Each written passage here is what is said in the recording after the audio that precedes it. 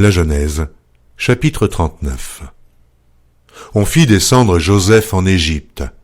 Et Potiphar, officier de Pharaon, chef des gardes égyptiens, l'acheta des Ismaélites qu'il y avait fait descendre.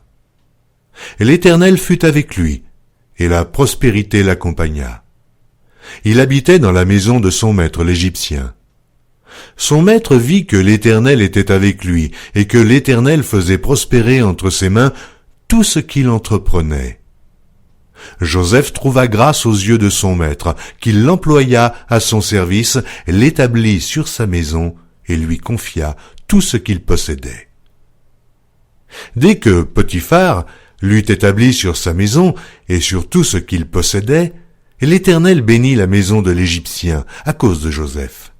Et la bénédiction de l'Éternel fut sur tout ce qui lui appartenait, soit à la maison, soit au champ. Il abandonna aux mains de Joseph tout ce qui lui appartenait, et il n'avait avec lui d'autre soin que celui de prendre sa nourriture. Or Joseph était beau de taille et beau de figure. Après ces choses, il arriva que la femme de son maître porta les yeux sur Joseph et dit « Couche avec moi ». Il refusa et dit à la femme de son maître « Voici mon maître, ne prends avec moi connaissance de rien dans la maison. Et il a remis entre mes mains tout ce qui lui appartient. Il n'est pas plus grand que moi dans cette maison, et il ne m'a rien interdit, excepté toi, parce que tu es sa femme. Comment ferais-je un aussi grand mal, et pécherais-je contre Dieu ?» Quoiqu'elle parlât tous les jours à Joseph, il refusa de coucher auprès d'elle et d'être avec elle.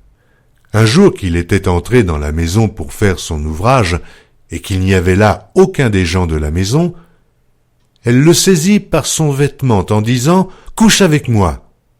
Il lui laissa son vêtement dans la main et s'enfuit au dehors. Lorsqu'elle vit qu'il lui avait laissé son vêtement dans la main et qu'il s'était enfui dehors, elle appela les gens de la maison et leur dit « Voyez, il nous a amené un Hébreu pour se jouer de nous. Cet homme est venu vers moi pour coucher avec moi, mais j'ai crié à haute voix. Et quand il a entendu que j'élevais la voix et que je criais, il a laissé son vêtement à côté de moi et s'est enfui dehors. » Et elle posa le vêtement de Joseph à côté d'elle, jusqu'à ce que son maître rentrât à la maison. Alors elle lui parla ainsi.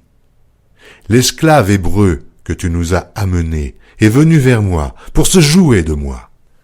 Et comme j'ai élevé la voix et que j'ai crié, il a laissé son vêtement à côté de moi et s'est enfui dehors. » Après avoir entendu les paroles de sa femme qui lui disait « Voilà ce que m'a fait ton esclave », le maître de Joseph fut enflammé de colère. Il prit Joseph et le mit dans la prison, dans le lieu où les prisonniers du roi étaient enfermés. Il fut là, en prison. L'Éternel fut avec Joseph, et il étendit sur lui sa bonté. Il le mit en faveur aux yeux du chef de la prison. Et le chef de la prison plaça sous sa surveillance tous les prisonniers qui étaient dans la prison, et rien ne s'y faisait que par lui. Le chef de la prison ne prenait aucune connaissance de ce que Joseph avait en main, parce que l'Éternel était avec lui. Et l'Éternel donnait de la réussite à ce qu'il faisait.